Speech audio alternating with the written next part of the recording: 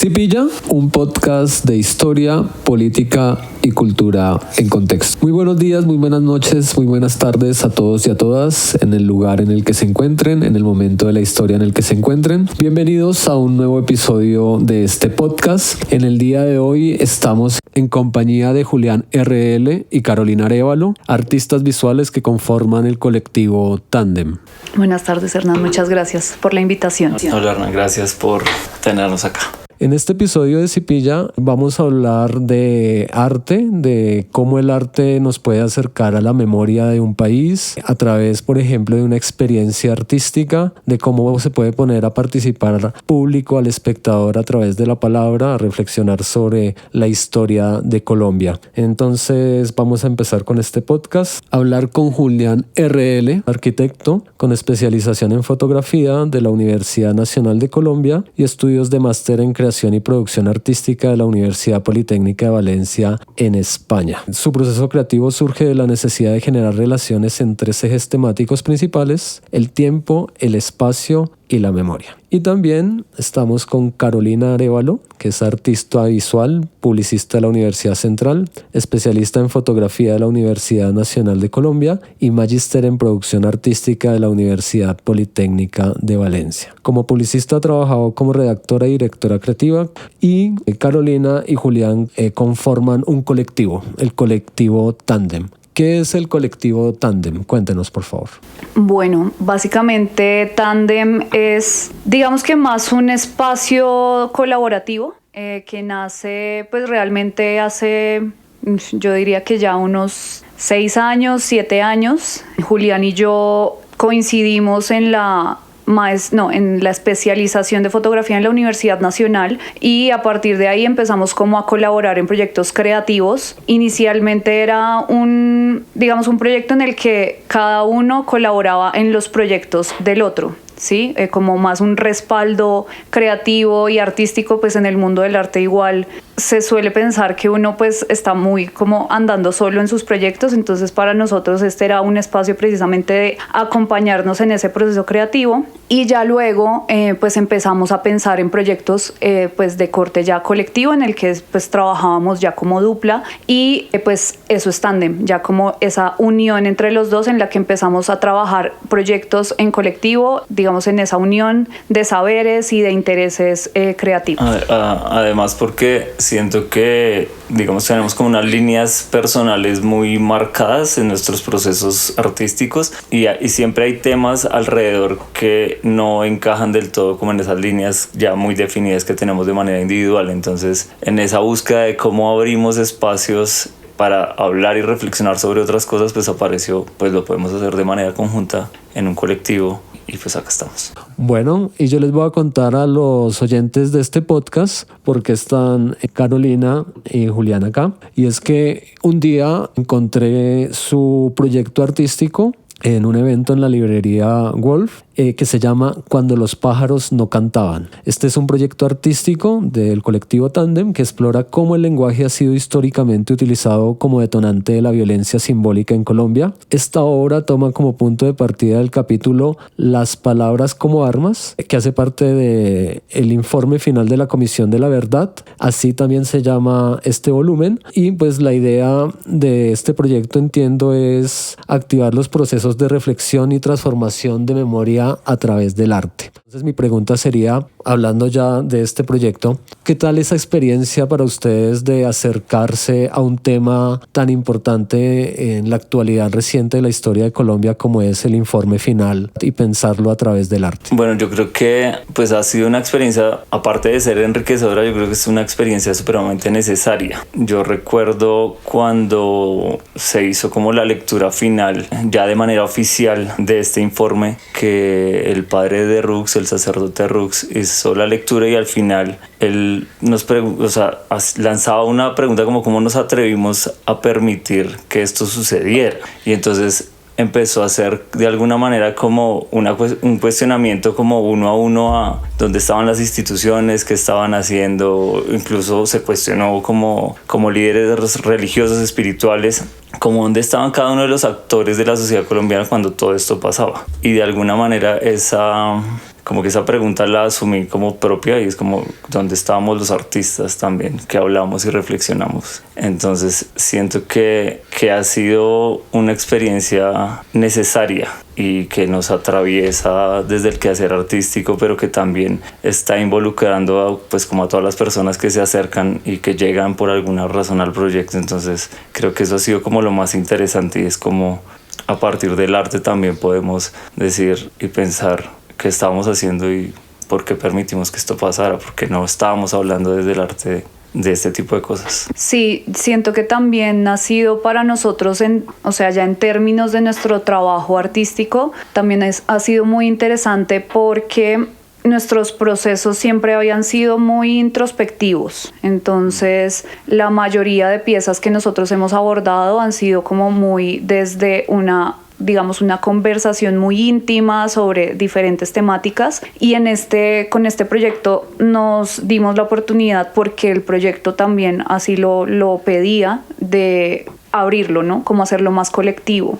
Y en ese proceso han pasado cosas muy interesantes, porque pues al final el arte también pues siempre ha sido esa herramienta, ¿no? Como para plantear reflexiones y ponerlas como en diálogo con otras personas, pero en este caso ya lo hemos hecho más directamente y hemos podido como entablar como relaciones con diferentes grupos, y pues de un tema, como lo mencionaba Julián, que es tan importante, que debería como hablarse más, reflexionarse más, si se puede decir así. Entonces, bueno, han pasado muchas cosas en ese proceso, pero siento que lo más enriquecedor también ha sido eso, la oportunidad de dialogarlo y de hacerlo colectivo. Ok, creo que algo muy importante para mí, acercándome al proyecto de ustedes, participando de uno de los happenings que hicieron, es entender un poco cómo desde el arte y en el trabajo de ustedes existe la necesidad, en términos del contexto de Colombia, de esa violencia, de resignificar el lenguaje, ¿no? El lenguaje de la violencia, ¿no? De esos títulos que ustedes traen en sus lecturas. ¿Cómo fue acercarse a esto? ¿Cómo fue llegar a eso de resignificar el lenguaje violento, acercarlo a esos públicos, a esas experiencias? Pues yo siento que bueno, ahí todo empieza como por la misma idea de tratar el informe final de la Comisión de la Verdad, ¿no? Y es un informe muy amplio, que tiene muchas cosas, que tiene muchos relatos y muchas formas en las que se ha vivido esa violencia. Y pues claro, nosotros cuando empezamos el proyecto teníamos como un montón de posibilidades de cómo abordar el informe final de la Comisión de la Verdad desde el arte,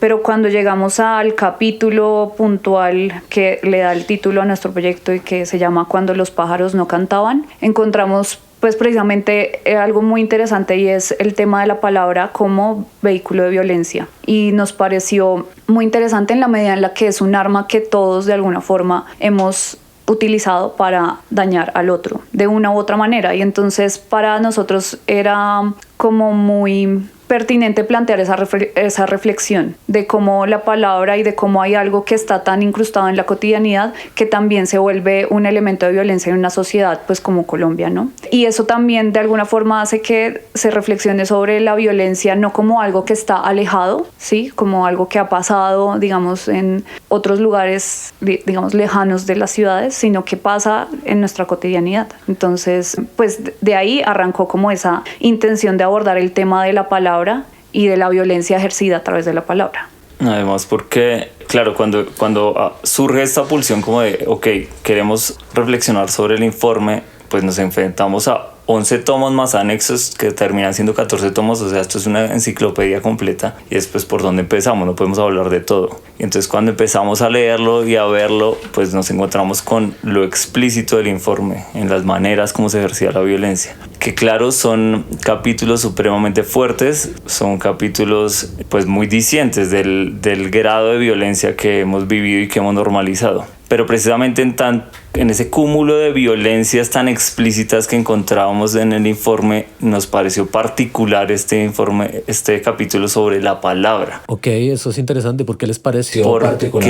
Claro, porque porque la palabra muchas veces, y sobre todo en sociedades como la nuestra, como la colombiana, la palabra se normaliza como vehículo de violencia. Sí. Y entonces además eso también permite un poco desescalar el conflicto, porque normalmente el conflicto siempre lo vemos como eso que se ejerció por parte de las guerrillas, de los grupos paramilitares, del gobierno, del ejército, de las bandas criminales, y como nosotros estamos acá como espectadores un poco y como víctimas. Y aunque evidentemente somos víctimas, en el momento en el que decimos, ok, las armas no solamente son las que te quitan la vida con un balazo, con un cilindro bomba, sino las armas también puede ser la palabra que se dice. Entonces en ese momento la violencia se desescala y se vuelve cotidiana, y entonces ya, además de ser víctima, también te reconoces como victimario y como actor activo de ese conflicto. Entonces yo creo que ahí nos pareció muy importante, porque dijimos, ok, creo que acá es donde podemos empezar a generar una reflexión que nos permita no ver el conflicto desde afuera, sino vernos como parte del conflicto, como víctimas, pero también como constructores de ese conflicto. Claro, a mí me parece importante eso, acá conversando un poco con ustedes, el lenguaje y la palabra y la carga de violencia que hay, ¿no? Que me parece que es algo fundamental en los fanzines que ustedes hicieron, por ejemplo. Me parece que hay que leer cuando ustedes señalan la violencia no es solo matar al otro. Hay violencia cuando usamos una palabra denigrante, cuando hacemos gestos para despreciar a otra persona, cuando obedecemos porque hay miedo. La violencia es mucho más sutil, mucho más profunda. Eso es una frase de Jiddu Krishnamurti, que me parece que le da también, o sea, cuando uno entra a las dinámicas que ustedes proponen, un golpe fuerte a quien acude a estos ejercicios, porque uno muchas veces como colombiano no piensa en el nivel de violencia que utilizamos en el lenguaje, ¿no? Si pensamos en las redes sociales. Es terrible.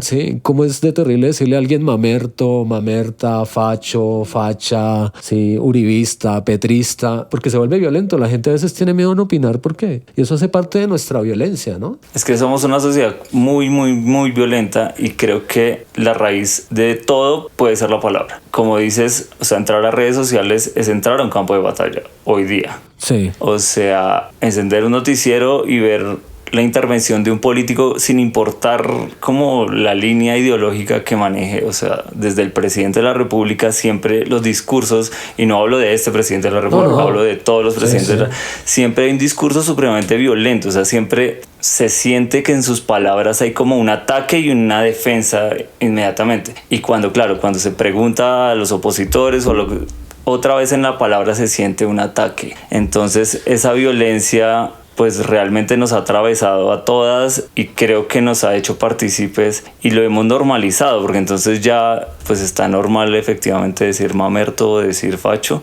Pero si nos detenemos, es que eso es una etiqueta supremamente violenta, supremamente compleja, que altera y afecta de una manera directa a la otra persona, porque ya le estás etiquetando como algo que para la mitad de la población, porque en este país que además estamos supremamente polarizados, pues para la mitad de la población está mal. Entonces, cargarte con una etiqueta que la mitad del país va a decir como, ok, este es mi enemigo. Entonces, es terrible. Buenas, yo soy Juan Carlos Sánchez, baterista de Nicolás y los Fumadores, y paso a invitarlos a que escuchen este episodio de Cipilla Podcast, a que se culturicen y se instruyan con este podcast. Un saludito a todos los seguidores de Cipilla. Ahí nos pillamos. Ustedes entran a trabajar con su proyecto en el marco de una beca, ¿no? Y una beca que se llama Hay futuro si hay paz, el legado de la Comisión de la Verdad desde las Artes. Y tú decías algo que me parece interesante para conversar, y es ¿quién se acerca al informe final? Yo creo que nadie. ¿Tú crees que nadie? Lo ¿Tú que qué pasa crees, es que Carolina? siento que de repente es un documento que igual intimida, por lo que hablaba Julián antes, ¿no? Que es pues un documento que tiene 14 tomos, 14 volúmenes, que es, o sea, que tiene muchísima información, que además tiene pues información que es sensible, que duele, que sí, o sea, no es tan fácil acercarse a esa lectura. Yo siento que por muchas cosas, y siento que en ese sentido pues precisamente la idea de esa beca es acercar esos contenidos a la población desde el arte, que pues eso es lo que pues lo que a nosotros también nos llama, o sea, lo que nos hace hacer artistas básicamente, que es la posibilidad de reflexionar sobre este y otros temas, pero desde esa construcción creativa, sensible, desde esa propuesta artística que puede abordar, digamos, muchas cosas, sí, un tema de una exposición, pero en este caso también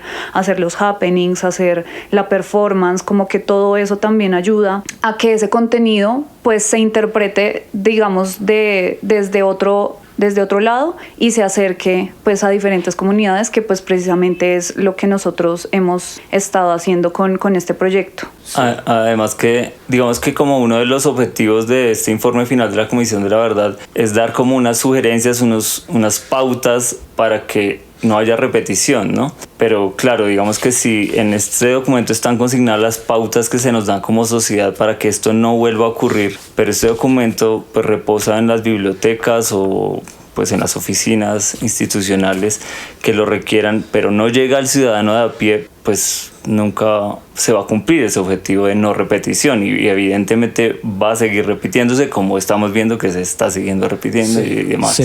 Entonces creo que en ese sentido es necesario acercarlo y pues desde nuestro quehacer artístico creo que es una apuesta interesante, porque por lo menos en este proyecto ha funcionado muy bien y la gente le ha quitado como ese estigma de esto es muy ladrilludo, esto es supremamente fuerte, y se ha apropiado un poco. Sí, yo creo que algo importante para que los oyentes lo piensen y quien escuche este episodio en términos de historia, arte, cultura, es que creo que también en tu intervención uno piensa que evidentemente en Colombia hubo un ejercicio pedagógico para acercar a la gente a esto. Lo que pasa es que es muy difícil, es una empresa además con toda la oposición de quienes no creen en el informe, bueno, pero creo que sí hay una potencia muy importante a través del arte, ¿no? El arte precisamente permite que la gente se acerque a este tipo de cosas, ¿no? Pedagógicamente funciona mucho para acercar este tipo de historias. Y la pregunta entonces, ¿ustedes qué piensan como colectivo artístico, como artistas que han trabajado la fotografía, bueno, distintas expresiones? ¿Cuál es la potencia del arte para revivir y resignificar esa historia de Colombia o llevarla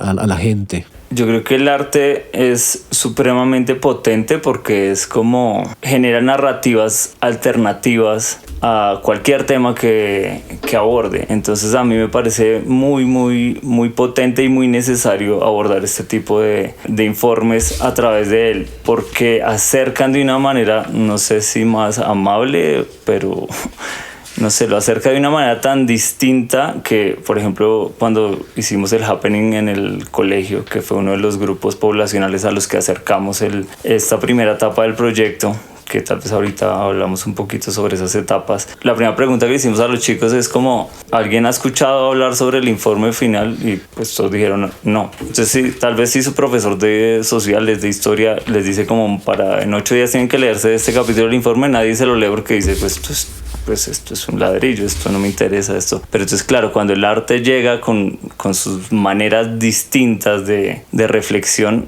pues yo creo que ahí se abrió la puerta y por lo menos este grupo de chicos y chicas que nos acompañaron ese día pues salieron diciendo ok, ya sé que es el informe final. Y también es muy interesante que, ¿cómo decirlo? Siento que este tipo de propuestas de todas formas desescalan la idea del arte, ¿no? Porque siento que pasa mucho que se puede pensar en Colombia que el arte es solo para gente que sabe ver arte. Una élite. Exacto. Claro. Que sabe ver arte, que está relacionada con el arte, que sabe de historia del arte y de todo esto. Y eso pues no es cierto. O sea, de todas formas el arte es un espacio abierto para todas las personas que quieran relacionarse con él. Y en ese sentido también es muy interesante porque acá se empiezan a ver también otras formas de hacer arte, ¿no? O sea, digamos que nuestra propuesta está muy basada en el informe y en crear al final pues un espacio expositivo donde pues ya se recoge todo el resultado de ese proceso creativo basándonos en el informe, pero también también ha pasado algo muy interesante, y es que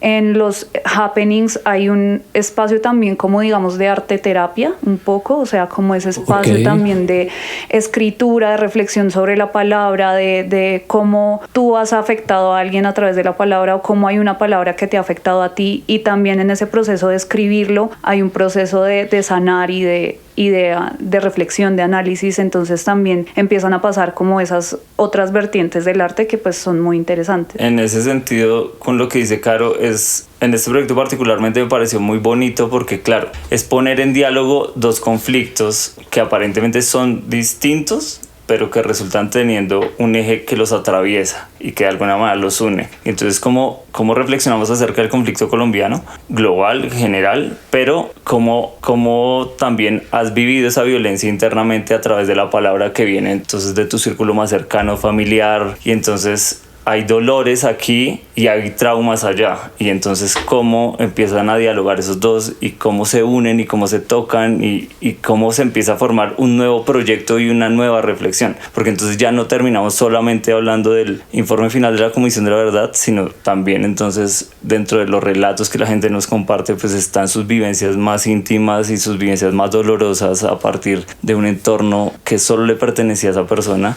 y entonces ya terminas hablando de dos cosas diferentes que se transforman quizá en una tercera nueva. Claro, yo creo que algo muy valioso de este tipo de proyectos, el proyecto de ustedes y de mover la historia a través de la palabra, es que la palabra está conectada con la experiencia particular de cada individuo, ¿no? Y en términos históricos eso es muy valioso. Entonces, no sé, a mí se me ocurre, en el evento que yo asistí, pues miraba mujeres de diferentes edades, mujeres más grandes, jóvenes, hombres que tal vez habían vivido la época dura de la persecución contra la UP, y como una palabra los marca y los transforma, les revive un dolor, los ayuda a sanar, a reivindicar históricamente el reconocimiento de un hecho que quiso ser borrado. Todo eso está ahí, ¿no? Me parece que eso también es valioso, ¿no? Ustedes al final recogen, bueno, hablemos, aprovechando todo esto que ustedes han hablado, que han dicho cosas muy interesantes para que pensemos en esa potencia del arte y su proyecto. Hablemos de las fases del proyecto, cómo fue hacerlo. Yo les preguntaría inicialmente, para que nos cuenten por qué el happening, por qué el performance, qué fue lo primero que hicieron, cómo nació Cuando los pájaros no cantaban. Si quieres yo cuento un poquito como esa génesis del proyecto y luego tú, si quieres, cuento las fases. Que sí.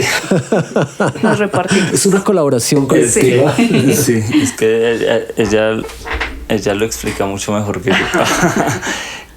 No, pues digamos que Cuando los pájaros no cantaban tuvo una primera etapa que fue un proyecto que se mostró en España dentro de un festival de arte en Valencia, y tuvo, digamos que, o sea, resonó de una manera muy linda, o sea, tuvo como una acogida que incluso ni siquiera esperábamos, porque claro, pues nosotros nos dedicamos al arte, mostramos todo el tiempo proyectos, está bien, pero cuando empezamos a tener como ese feedback, como que el proyecto resonó más de lo que incluso nosotros habíamos pensado, pero el proyecto, aunque tenía ciertas similitudes con lo que hoy día estamos haciendo, pues era desde un punto de vista muy individual, entonces lo trabajábamos con nuestras experiencias, con nuestras pulsiones, con nuestras inquietudes, con nuestras preguntas, y entonces dijimos, ok, se mostró en España desde una mirada muy individual de alguna manera, entonces esto sería muy lindo poderlo mostrar nuevamente en Colombia, pero hacerlo ya colectivo y que esas miradas ya salgan de nosotros y empiecen a ser pues mucho más colectivas, y entonces ahí es donde aparecen las etapas y demás.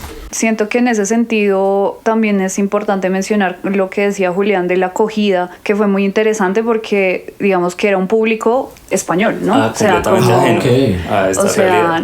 No era un público, o sea, de repente tienen un contexto muy lejano o no sé, como muy general de lo que pueda llegar a pasar en Colombia, pero el proyecto resonó mucho con ese público, o sea, como que hubo una buena acogida, y pues teniendo en cuenta que es un tema que no estaba muy cercano a su realidad, pues a nosotros nos pareció primero muy interesante eso, pero como lo decía Julián, ya cuando nosotros regresamos a Colombia pensamos precisamente en ponerlo en circulación con pues sociedad colombiana y lo que pues pudiéramos hacer en términos de comunidad. Y bueno, ahí pues digamos que se juntan varias cosas, que pues es por un lado la beca, que pues ok, digamos, eso iba a ir yo, como, o sea, lo Sí. pensaron en España sin saber de la beca. No, sí, No, sí, no. nada. Ok, Sí, no, o sea, ahí- ustedes ya estaban pensando en memoria y arte de alguna manera. Sí, porque digamos que esas son, pues, digamos, las grandes líneas que nosotros igual trabajamos, el tema de la memoria, y en Ok. este caso, pues, era un tema de memoria también colectiva. Entonces, bueno, llegamos acá, encontramos la beca, y bueno, y entonces en la beca vemos la posibilidad de ampliar el proyecto, ¿no? Como de sacarlo precisamente lo que dice Julián, de esa mirada como individual y ponerlo ya en diálogo con otros actores. Entonces, bueno, ahí ya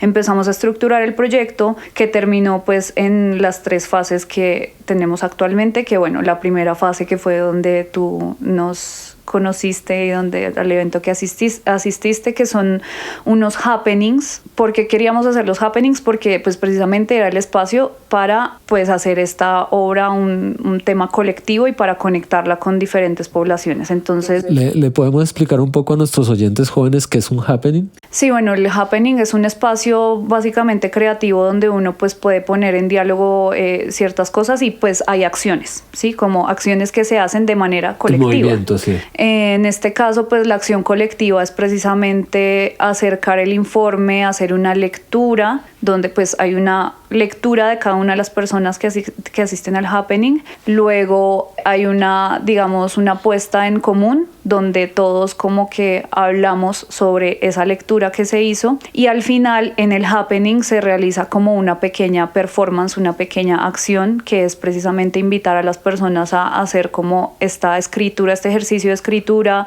como de algún episodio que recuerden donde la palabra haya sido un vehículo de violencia, bien sea, digamos, mejor dicho, una violencia que se recibió o que se ejerció sobre alguien a través de la palabra. Y también se escribe una palabra, precisamente una frase, que luego nosotros invitamos a las personas a que la sumerjan en agua y de alguna forma como que se limpien esas palabras a través del agua, como un elemento simbólico precisamente de esa limpieza y esa purificación de las palabras. Entonces, bueno, ese es el happening.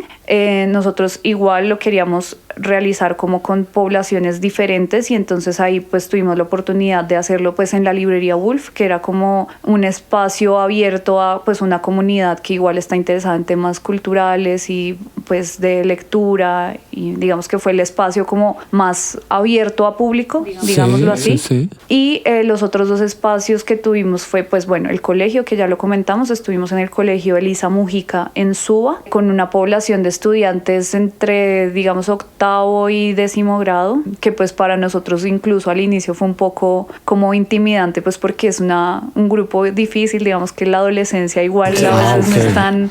O sea, no había experiencia como, no sé, pedagógica docente, o cómo fue.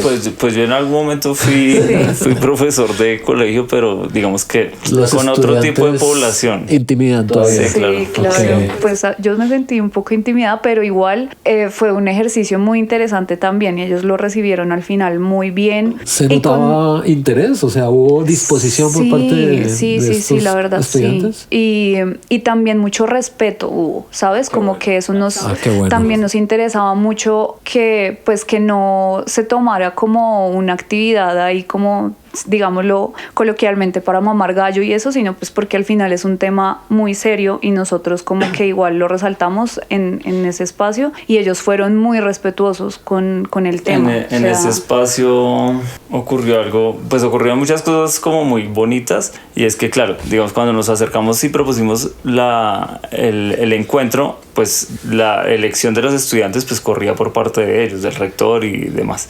Entonces como que nos dieron a la población que ellos dicen como son los más complicados, son los más complejos, son los que más ejercen violencia, digamos, entre ellos. Entonces era un grupo difícil de arranque. Y nos lo hicieron saber apenas entramos, efectivamente. Ah, O sea, ok. un poco como probándonos, un poco como que desorden, o sea, se sentía la tensión en el ambiente. Pero poco a poco se fueron conectando, incluso al final entraban profesores y decían, ¿qué hicieron?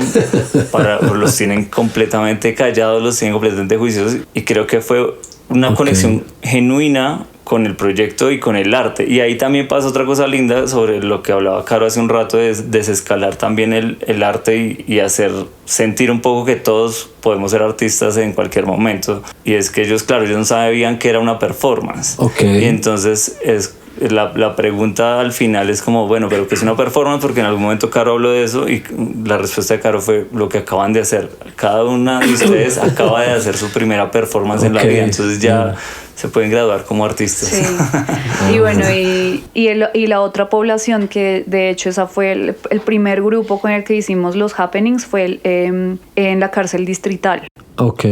Con un grupo pues que digamos de personas que están en la cárcel distrital. ¿Había alguna particularidad, no sé, algún tipo de clasificación de esta población carcelaria o? No, realmente no. Okay. Era pues digamos un poco más como lo que logramos hablar con Mari, que fue la persona que muy amablemente nos ayudó a gestionar todo el espacio. Pues es una población que digamos estaba involucrada con la biblioteca de la cárcel distrital, entonces, o sea, como que ya han hecho varios procesos dentro de la biblioteca de la cárcel, entonces bueno, como que ahí hubo esa conexión y pues bueno, también fue muy interesante porque fue el arranque del proyecto, ¿no? O sea, como con la población de la cárcel distrital, entonces digamos que ahí también pasaron cosas muy interesantes porque pues hubo una persona puntualmente que sí nos cuestionaba mucho como el proyecto. Okay. O sea, como que en un momento nos dijo como, pero ¿cómo esperan ustedes que yo cambie o sea, como mi lenguaje y las palabras que yo uso? Sí, pues básicamente yo he sido una persona que ha estado atravesada por esa violencia y entonces bueno, también fue otro ejercicio. Fuerte, sí, fuerte. Fue fuerte. Y digamos también hubo una persona que después de leer el informe como que dijo que ya no, o sea, que no podía participar más porque había sido como o sea, lo que ella leyó fue pues como muy sensible para ella, entonces como que empezar a ver esas reacciones también fue pues muy interesante y también nos cuestionó a nosotros como bueno el alcance del proyecto y pues nos ratificó que sí era importante ponerlo en diálogo con pues diferentes comunidades. Y de alguna manera queríamos eso inicialmente, como involucrar a 3 poblaciones completamente diferentes. Entonces como la carcelaria, que ha sufrido pero también ha ejercido directamente la violencia, la comunidad del colegio, que son menores de edad, y pues para mí lo tengo clarísimo, en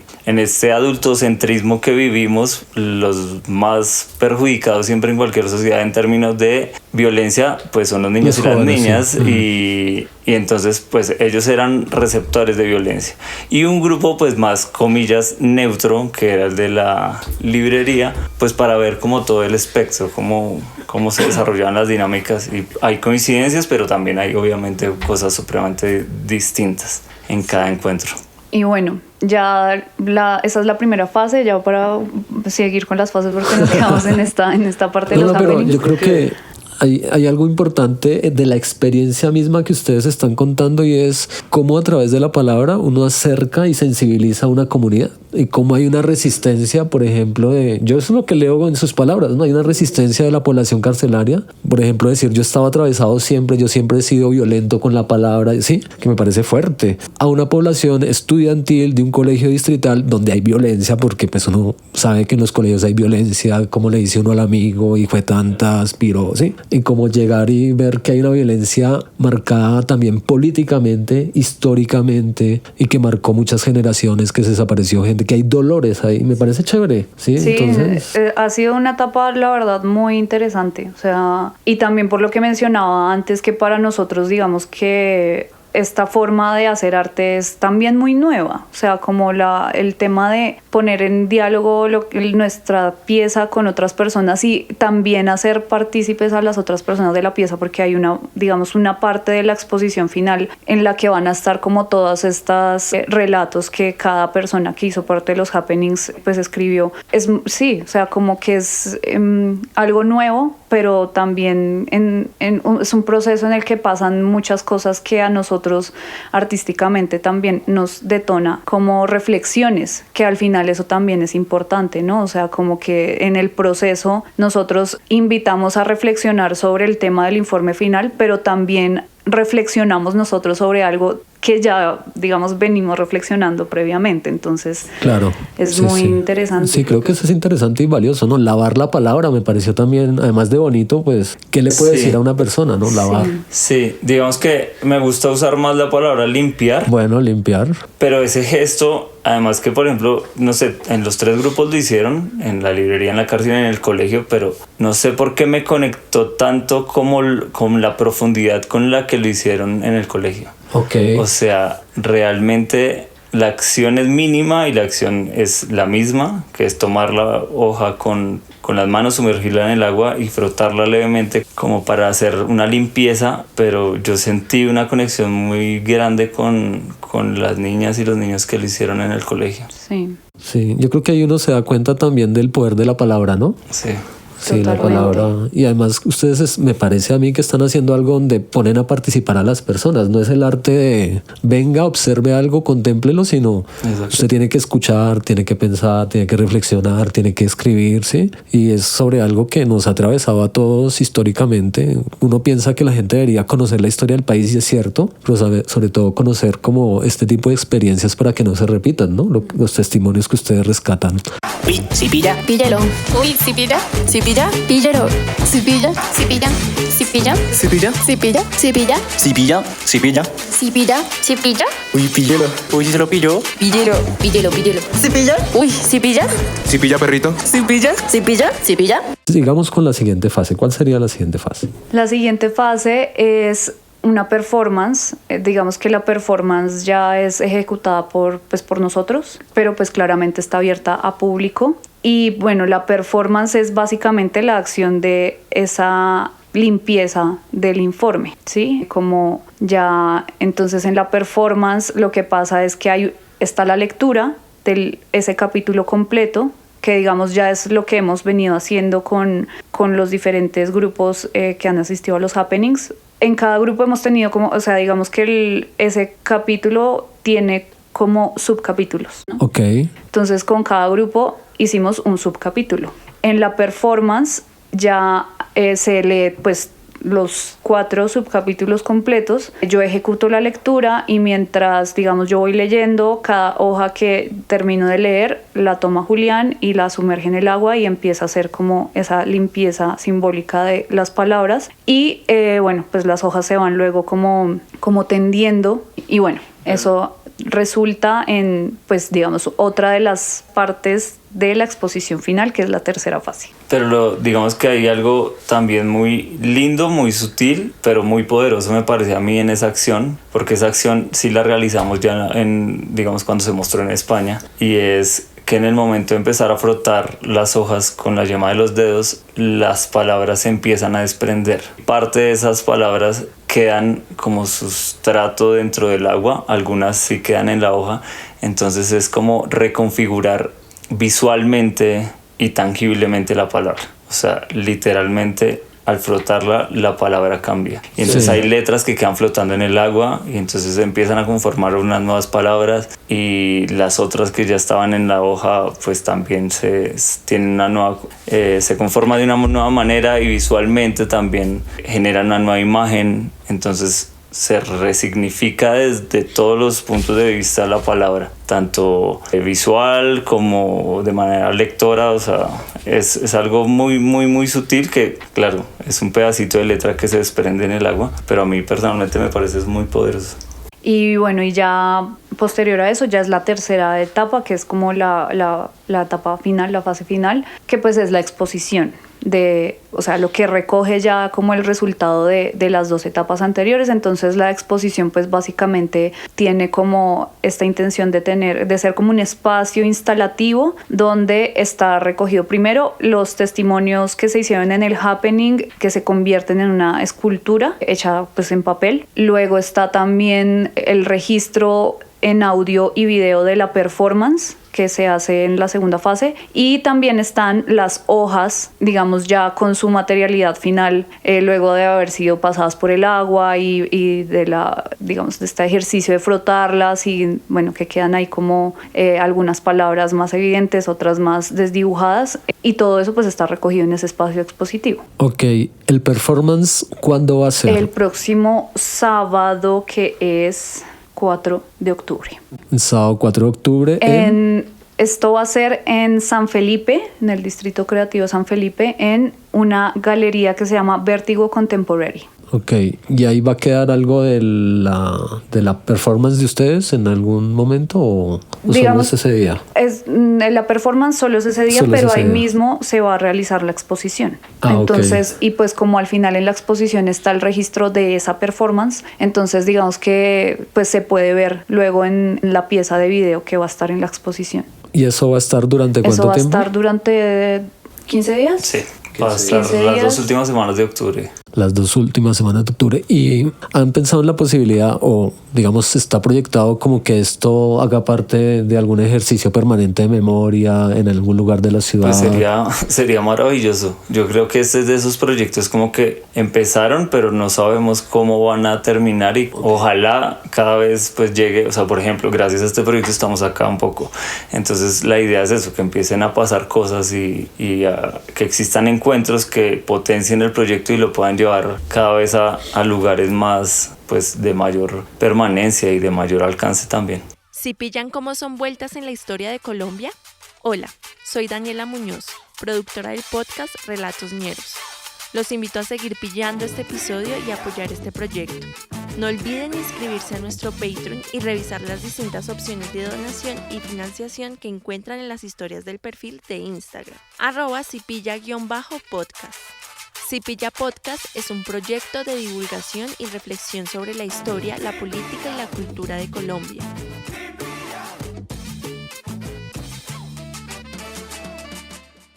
Para ir como cerrando, yo quisiera hablar con ustedes un poco del informe, cosas muy puntuales que les permitieron a ustedes como pensar este ejercicio con la palabra. Y un poco yo quería preguntarles desde el inicio, ¿qué hallazgos del informe de la Comisión de la Verdad a los que ustedes se acercaron los impactaron más? Yo siento que nada más leyendo este capítulo, y creo que ya es algo que medio se mencionó, pues no medio, se mencionó ya previamente en esta conversación, y es el informe, este capítulo del informe recoge testimonios de diferentes personas que han estado como atravesadas por la violencia, ¿no? De diferentes, comillas, bandos, si se quiere, y es muy pesado entender el tema de la estigmatización y de precisamente de cómo, o sea, porque en la mayoría de estos relatos no está hablando una persona que cree o no en cierto, no sé, movimiento político, sino es una persona que a través de esa palabra, a través de esas frases, tuvieron que vivir episodios de violencia muy fuertes, que fueron desplazadas, que fueron, digamos, que tuvieron que vivir procesos de duelo porque pasaron por les asesinaron a un familiar o les desaparecieron a un familiar. Y entender que todo eso fue generado a partir de una frase, pues para nosotros fue como, sí, pues muy pesado, porque pues al final lo que hablábamos al inicio es un tipo de violencia que al final todos podríamos ejercer de alguna forma. Pues yo siento que para mí la lectura nada más de esos testimonios fue muy como complicado por eso. Y también, digamos, siento que al ponerlos en diálogo con las personas que asistieron a los happenings, que tuvieron la oportunidad también de leer esos testimonios, porque esa era la idea de los happenings, como llevar el testimonio tal cual, no cambiar absolutamente nada, ninguna palabra, porque pues claro, es un testimonio donde hay como un lenguaje sensible, pero también empieza uno a ver ese tipo de reflexiones en las personas que hicieron parte de esos encuentros. Entonces siento que es empezar como sobre todo por ese tema de la estigmatización, y que todos de alguna forma en algún momento hemos hecho o hemos juzgado a una persona por algo que piensan o que creen, o que simplemente es un rumor que se difunde. Sí, igual estamos en una sociedad del prejuicio, ¿no? Sí. Leemos mucho desde el prejuicio a los otros sin conocerlos, ¿no? Tal cual, completamente. Un poco ahora que hacías la pregunta, es algo que acabo de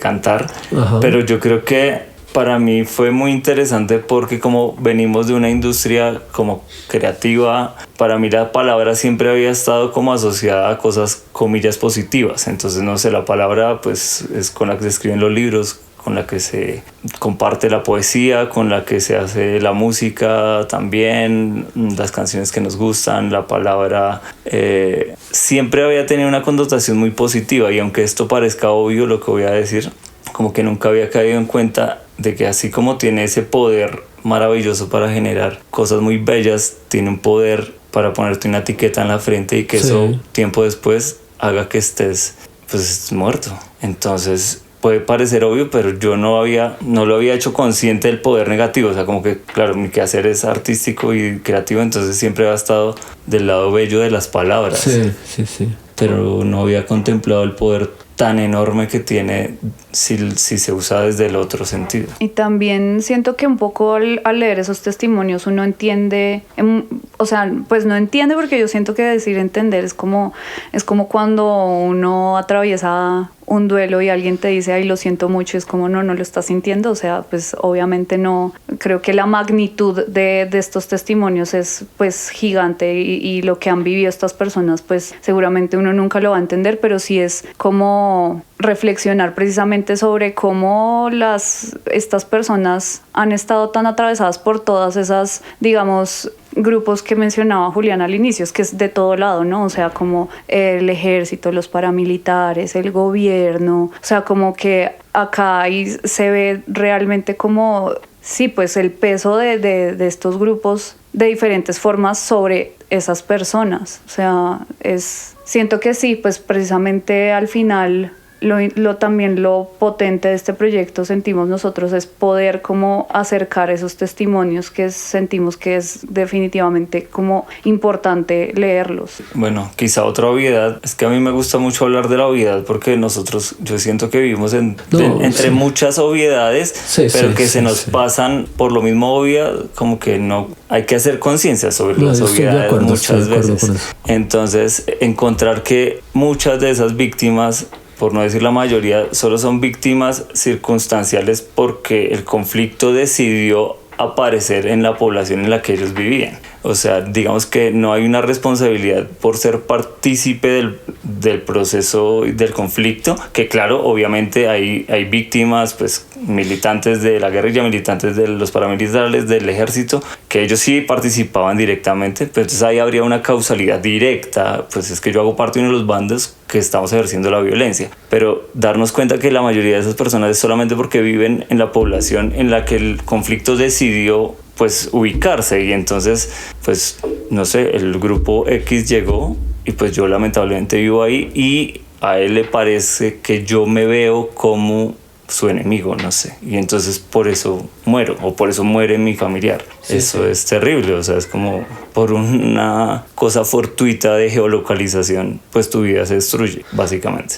Sí, creo que yo estoy de acuerdo contigo en eso de que parece obvio pero no lo es. O sea, uno vive mucho de los supuestos. Tal cual. Sí, pero no es cierto. O sea, cuando uno va a mirar la violencia en Colombia, hay muchas cosas de verdad, como que la suerte de nacer en un lugar decide como esas circunstancias que están alrededor, pues. Tal cual. Sí. En uno de los episodios de este podcast, en uno reciente, entrevistamos al director de Rutas del Conflicto y nos contaba una región entre Boyacá y Casanare, donde de aquí para allá, por usted vivir allá, solamente por vivir allá, usted era guerrillero. Tal cual. Y así lo asumía la multinacional que llegó ahí a explotar el petróleo y a generar una serie de dinámicas, y en la población campesina ahí en el medio como, yo no soy guerrillero. A mí no me importa eso, o sea, estoy afuera. Y ese es el drama de muchos colombianos durante la violencia acá, ¿no? Sí, es terrible. Es terrible y triste, ¿no? O sea, ha sido desastroso. Pero sí, creo que lo evidente hay que decirlo precisamente. Sí, tal cual. Uno a veces cree que la gente entiende, sabe, como es consciente. Por eso también cuando hablabas de normalización, estamos muy marcados por como eso ya lo sabemos, eso ya, pero no, creo que a veces hay que decirlo precisamente porque no está presente. Y ese creo también es otro problema de las redes sociales, ¿no? Tanta información que creemos que la gente la sabe solamente porque la ve, pero realmente puede que no sepa nada, ¿no? No, y menos hoy que pues realmente siento que el tema de las redes ya, bueno, esto ya es otro tema, ¿no? Pero con la cantidad de contenido que hay ahora, el tema de la atención, o sea, como de que alguien realmente preste atención. Y pues también el tema de como las noticias falsas, ahora la IA, ¿no? O sea, como que eso también ha, digamos, hecho que todo ese problema sea mucho más grande. A pesar de que uno piensa que ya el tema de las redes es un facilitador y un medio para informarse, siento que es empieza a ser un poco más difícil y no tan simple como eso. Por ejemplo, ¿cómo fue para ustedes acercarse con el fanzine a población como los estudiantes, como la población carcelaria, el nivel de atención? Pues esto está, creo que diseñado también como para que la gente tenga ahí la lectura, para que no se asuste con la lectura. Exacto. Pero ahí hay atención, ¿no? ¿Cómo les fue con eso? Muy bien, la verdad. ¿Sí? Siento que el formato funcionó porque esa también era como una duda que nosotros teníamos al inicio de cómo hacer los happenings, y era, bueno, llevamos todo el capítulo, llevamos solo un testimonio y lo leemos entre todos, o cómo lo abordamos. Y bueno, al final el tema del fanzine facilitó primero pues que eso, como que se siente la información un poco más fácil de abordar, ¿no? Como que pues igual son pocas páginas, entonces bueno, es más fácil, se siente como más fácil de leer primero. Segundo, pues también lo pensamos como el tema de que en cada happening hay 4 fanzines diferentes, ¿no? O sea, como que no es un mismo fanzine, y entonces eso nos facilitaba a nosotros poder abordar la mayor parte pues del capítulo que estábamos trabajando, porque claro, igual digamos que los happenings tienen un tiempo limitado, pero al tener como los 4 testimonios en 4 grupos diferentes de esa población que hace parte del happening, había un ejercicio de eso, como que cada grupo leía un testimonio y luego se ponía en conversación, y así al final todas las personas asistentes conocían pues los 4 testimonios que estábamos abordando. Y pues siento que al final también ayuda a dar como ese tema de claridad, y pues también que se vuelva una pieza que se pueda llevar cada uno de los participantes, cada una de las personas que asisten a los happenings, y que no se quede simplemente como en, bueno, asistí y leí esto y ya, sino que pues al final lo tienes, te lo llevas, y pues también la idea era pues despertar ese interés en, pues nosotros leemos esto acá, pero igual puedes leerlo completo luego, que al final esa es la invitación también del fanzine. A mí me gustó mucho que vi varias personas que como que lo apropiaban y entonces empezaban a hacer intervenciones. Entonces así terminaban de dibujar el escenario donde está el pájaro, o hacían anotaciones, entonces como que lo volvían suyo. Entonces eso me gustó bastante. Bien, creo que esta era una pregunta que debía hacer al inicio, pero la voy a hacer terminando, y es ¿por qué se quedaron con el nombre de Cuando los pájaros no cantaban? Bueno, yo siento que ese es un proceso siempre muy difícil en las piezas. Okay. Poner nombres. Sí, Poner nombres a las piezas es muy complicado. Sí, es cierto. Pues porque tiene que ser un nombre que transmita, un nombre que de alguna forma condense lo que se hace en el proyecto, como que tiene que tener muchas cosas, ¿no? Y nosotros digamos que en un momento sí pensamos como, bueno, tenemos que ponerle otro nombre, pero al final, como también pasó en los fanzines, que dijimos, no, nos vamos a acercar a población estudiantil, ¿será que cambiamos los testimonios? Y fue un rotundo no, porque al final es como queríamos conservar precisamente toda, como si se puede decir así, como la integridad del informe, como hacer claro que nosotros no intentamos cambiar nada de lo que está en el informe de ninguna forma, sino que es precisamente como, o sea, hacer evidente que esta pieza viene de ese informe, ¿no? Y que es, digamos, un proceso que nace a partir de ese capítulo. En ese sentido, digamos que la persona que eligió el nombre del capítulo, no sé quién habrá sido, pero felicitaciones. O sea, yo lo vi y dije como, wow, okay, esto es poesía pura en un documento tan doloroso. Y además me cautivó también porque esto, vuelvo a la obviedad, la guerra se desarrolla muchas veces en entornos naturales y hay unas víctimas que probablemente casi nadie repara en ellas, y son los animales, por ejemplo. O sea, la guerra cambia ecosistemas. Sí, sí. La guerra modifica el comportamiento de otras especies, a tal punto que en algunos lugares de Colombia durante muchos años los pájaros no cantaban. Uy, píllelo. Uy, ¿sí se lo pilló? Píllelo. ¿Sí pilla? Uy, ¿sí pilla? ¿Sí pilla, perrito? ¿Sí pilla? ¿Sí pilla? Para finalizar este episodio y dándole las gracias a ustedes, 2 preguntas en una. ¿Cómo desarmar la palabra? Que ustedes al final de este elemento que me parece muy importante en el hacer que ustedes proponen, ¿cómo desarmar la palabra y cómo creen ustedes que va a quedar o para qué sirve esto que están haciendo? ¿Va a tener una repercusión para ustedes en términos de memoria o de educación? ¿Cómo pueden pensar eso? Ok, bueno, yo creo que estoy convencido que el arte, más que generar respuestas, genera preguntas. Okay. Y en el caso como un proyecto como estos, a mí me parece que esas respuestas deben venir del colectivo que además, claro, se individualiza, y entonces yo siento que el objetivo del proyecto es como que te vayas haciéndote esa pregunta y como que llegues tú mismo a la conclusión de yo, desde mi experiencia de vida, desde lo que hago en el día a día, cómo podría, porque no, digamos que no,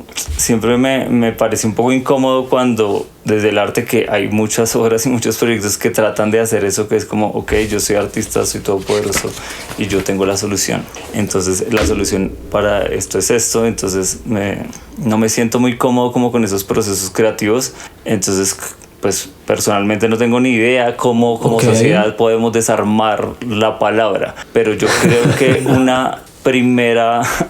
un gran primer paso es pues que todos nos hagamos la pregunta, y entonces pues no sé, ya desde el ejercicio, no sé, si entonces yo conduzco un taxi, pues es ok, si me cierran pues no le voy a echar un putazo al que me cerró, yo qué sé, estoy especulando. Yo en lo personal ya no lo hablo como solución general de la sociedad colombiana. Yo siento que hoy día estoy haciendo una pausa antes de pronunciar la palabra. Ok.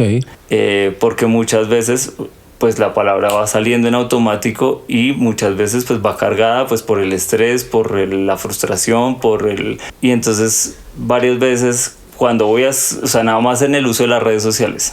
Entonces, normalmente uno responde en redes sociales como desde el impulso. Entonces ahora es como, me tomo un momento, una pausa y digo como, ¿qué quieres decir? ¿Es necesario? ¿Es el tono? Esto ya es una reflexión mía. Pero creo que el objetivo del proyecto, más allá de dar una solución, es generar una pregunta. Y siento que en ese sentido, pues lo bonito es pensar que las personas que han asistido a esos happenings pues se llevan esa pregunta y hacen esas reflexiones, y eso también para nosotros como digamos colectivo, como artistas, como las personas que están detrás de la ejecución de este proyecto, pues es muy valioso. Todos los resultados, digamos, las piezas que se escriben en los happenings son anónimas, ¿no? O sea, sí. Yo tengo un anónimo ahí. Todos escriben como alguna historia, y pues no hay nombres ni nada, porque pues al final también eso es a veces sensible para las personas, ¿no? Entonces, sí, claro. Bueno, la invitación era hacerlo anónimo. Y en una de los textos que alguien escribió en un happening, bueno, hay de todo, ¿no? O sea, como hay muchos. Y eso es un patrón que hemos visto en esos textos. Muchos hablan de historias relacionadas con palabras dichas por sus padres o sus madres. Y uno ve precisamente el impacto de esas, o sea, de las palabras que pueden decirte una figura tan importante en tu vida, como son tu mamá y tu papá. Bueno, pero hubo uno que siento que es de los pocos, si no el único, no sé, que es un testimonio de una persona que escribe un episodio de violencia que ella cometió contra otra persona, y que siento que es más común de lo que debería ser. Y en ese testimonio entonces la persona decía que un día estaba en la portería hablando con el vigilante porque tenía que recibir un paquete, y el vigilante como que no le dio una solución, y la persona lo que hizo fue empezar a maltratar al vigilante, diciéndole que porque los vigilantes se creen que pueden hacer lo que quieren con el mundo si son solo vigilantes, y un montón de cosas. Y entonces al final decía, yo después de ese evento como que pensé, uy, ¿qué fue lo que le dije? Y muchas veces, o sea, después de ese evento lo vuelvo a pensar y me vuelvo a sentir mal por lo que dije, y porque al final no debí decirle eso. O sea, por más que yo estuviera atravesada porque tenía rabia, porque estaba frustrada, porque no me daba una solución, yo no debí decirle eso. Y entonces me pareció muy potente, porque yo siento que, por ejemplo, ese tipo de juicios y ese tipo de de palabras pues yo lo he dicho también. Sí, claro. O sea, yo lo he hecho. Sí. Y entonces uno empieza a pensar en esas cosas, o sea, como en ese tipo de formas de relacionarse con los otros. Y como porque, o sea, si no están de acuerdo, si no hacen algo que tú quieres o si no te dicen algo que tú quieres, entonces la forma de solucionarlo es decirles que no sirven, que porque se creen, que porque esto, que porque lo otro. Y entonces para mí eso también es muy valioso, porque no solo es la reflexión, de nuevo, lo que decía antes, no solo es la reflexión que nosotros planteamos de acá para allá, sino que también al leer eso, pues también hay una reflexión nuestra. Sí, cierto. Y bueno, y ahora que dices eso, creo que si pudiéramos como sugerir algún camino o algo así, sin soluciones mágicas, sí es como entender que desde lo cotidiano es que se construye país, ¿no? Sí. O sea, desde esa interacción con el Señor que vigila el edificio en el que estamos entrando, desde la interacción con el Señor que nos presta el servicio de transporte, desde la manera como le hablamos a nuestros seres queridos, que lamentablemente muchas veces esa es la primera barrera que se rompe, y es a las personas que incluso pues a veces tratamos no de la mejor manera. Entonces, como entender que desde ese cotidiano, si empieza a transformarse en esas pequeñas cosas, en esas pequeñas interacciones, y la palabra se empieza a dar de otra manera, pues esto es como un efecto dominó, puede generar un efecto mariposa maravilloso en la sociedad colombiana. Sí, de acuerdo con eso. Yo creo que estamos en una sociedad donde la reacción más fácil, más inmediata siempre es ser violento. Sí. Y yo creo que hay una potencia grande desarmar con la palabra. O sea, que alguien sea violenta con uno y uno diga, bueno, listo, hablarle de otra manera, no responder con el putazo, yo creo que eso desarma a cualquiera. Yo tenía una ¿no? experiencia concreta en eso que tiene que ver con otra cosa de las que hago. Yo hago contenido y creo contenido para redes, y hablo de cine y recomiendo películas, y pues siempre aparecen los haters que están por todas las redes. Y al principio, pues cuando me atacaban, pues yo respondía atacando también, o sea, defendiéndome, pero con un tono, comillas, violento. Y se generaba una discusión que podía tardar semanas. O sea, yo respondía, él respondía, y pues está la dinámica de las redes sociales. Y creo que desde que estoy haciendo este proyecto, por ejemplo, pues que me he replanteado la palabra. Sí. Yo siento que yo le respondo completamente diferente, y el conflicto se desescala porque el hater desaparece, no vuelve a decir nada, no sé, algo, pero ahí se termina. Entonces, claro, antes era más fácil quedarme como, pues que él empezó, él me dijo, él escribió tal cosa, es como, pues claro, pero tú lo continúas, entonces... Sí, no, a veces no sé, yo me acuerdo también de experiencia personal de mesero, alguien me dijo como, esto está feo, esto no es un churrasco, no sé qué te trata. Señor, tiene toda la razón. Se bajó. Se acabó. Se lo cambio, se lo doy gratis. Sí, porque estamos acostumbrados, violencia genera violencia. Y es que digamos que ese tipo de acciones se enmarcan dentro de ser tonto, ser estúpido, ser pendejo, se la deja montar. Como, pues hay que ir cambiando ese chip, y es como, pues es todo lo contrario. Puede sonar muy pretencioso, pero estoy construyendo país a partir de estas minucias. Sí, el ejemplo sirve. Sí, estamos acostumbrados mucho a eso, sí, a ser violentos, a responder igual que nos agreden, o sea. Tal cual. Sí. Bueno, yo les doy muchas gracias, Julián, Carolina, por este espacio, por venir a participar. ¿Alguna intervención final? No, también agradecerte por el espacio, de verdad. O sea, para nosotros de verdad es muy...